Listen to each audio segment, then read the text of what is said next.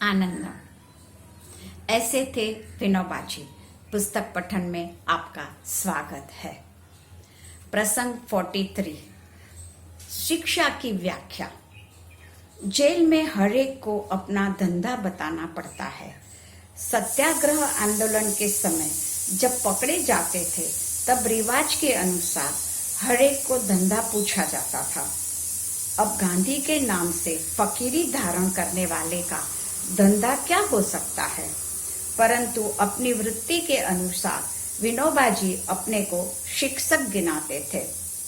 विनोबा जी की रग रग में शिक्षक वृत्ति पगी हुई थी।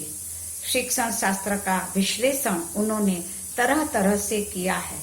एक जगह उन्होंने एक वाक्य में शिक्षण की व्याख्या बताते हुए कहा, शिक्षण की मेरी छोटी व्याख्या है सत्संगति और बड़ी व्याख्या है आत्मज्ञान।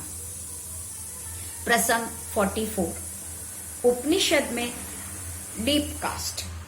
उपनिषद शब्द का अर्थ बताते हुए बाबा कहते थे, एक होती है परिषद और दूसरी उपनिषद। उप यानी नजदीक, परि यानी चारों ओर, सद यानी बैठना, उपनिषद यानी नजदीक बैठकर बातें करना और परिषद यानी सभा सम्मेलन। नजदीक बैठकर की हुई चर्चाओं से लाभ होता है, हृदय प्रवेश होता है। ऐसी उपनिषदें प्राचीन काल में चलती थीं। गुरु बैठे हैं, चंद विद्यार्थी है, बातचीत के ढंग से चर्चा चल रही है, दिल खोलकर प्रश्न पूछे जा रहे हैं और वात्सल्य से जवाब दिए जा रहे हैं। यह है उपनिषद। उसी से ज्ञान गहरा बनता है और ज्ञान का बीज बोया जाता है। प्रसंग 45, सिंपथी। विनोबा जी कभी बीमार हो जाते थे तो देश भर में चिंता का वातावरण बन जाता था। अनेकों के पत्र टेलीग्राम आने लगते थे। वैसे अधिकतर विनोबा जी किसी प्रकार का औषधोपचार नहीं करते थे, परंतु बीमारी का स्वरूप और लोगों की चिंता देखकर वे कभी दवाई ले लेते थे। प्राकृतिक उपचार में श्रद्धा रखने वाले कभी इस संबंध में शिकायत का सूर निकालते थे। ऐसे मौके पर विनोबा जी कहते थे, मुझे किसी ने पूछा आप किस पैथी में मानते हैं, यानी एलोपैथी, होम्योपैथी, किस पैथी में? मैंने जवाब दिया था कि मैं सिंपथी में मानता हूँ। कहने का तात्पर्य है कि किसी भी पैथी से बढ़कर चीज है मानव के साथ मानव की संवेदना। प्रसंग 46, भारतीय समाजवाद। बाबा की यात्रा उन दिनों असम में चल रही थी। एक विदेशी बहन यात्रा में कुछ दिन साथ थी। प्रायः हर गांव में बाबा का स्वागत शंख ध्वनि, कुमकुम चावल आदि से होता था।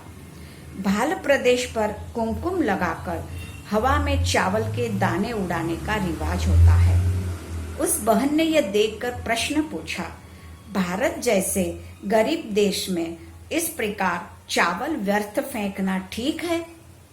बाबा ने उसे जवाब दिया, देखो, भारतीय समाजवाद में मनुष्य के साथ पशु पक्षी की भी गिनती होती है। जब पूरा गांव एक प्रकार से उत्सव मना रहा हो तब उसमें पक्षियों का भी हिस्सा रहता है।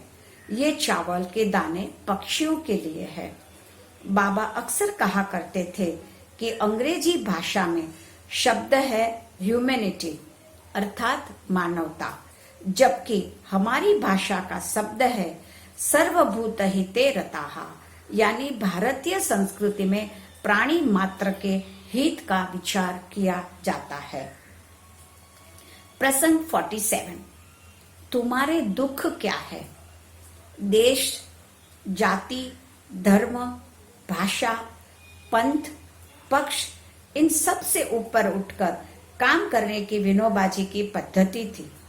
उसी को वे सर्वोदय की कार्य पद्धति मानते थे। इंसान की वही कार्य पद्धति हो सकती है।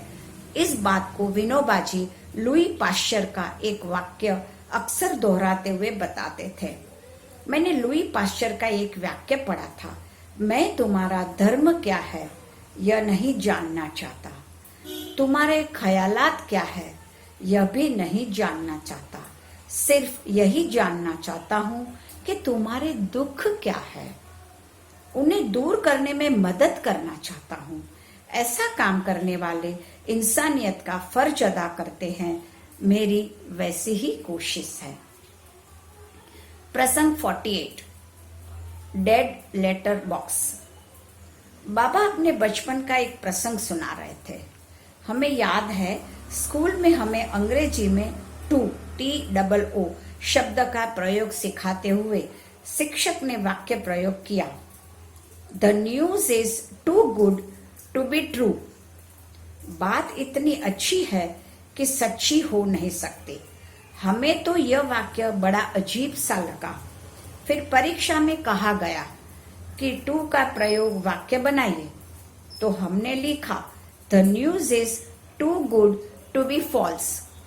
इतनी अच्छी खबर है कि गलत हो नहीं सकती।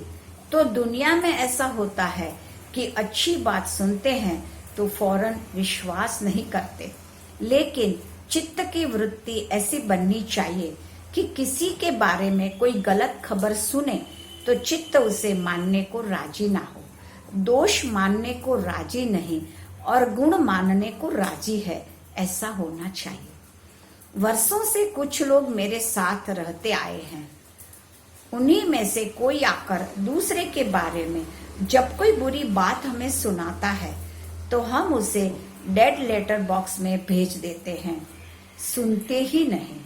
डेड लेटर बॉक्स में भेजा हुआ पत्र वहीं पड़ा रहता है। धन्यवाद।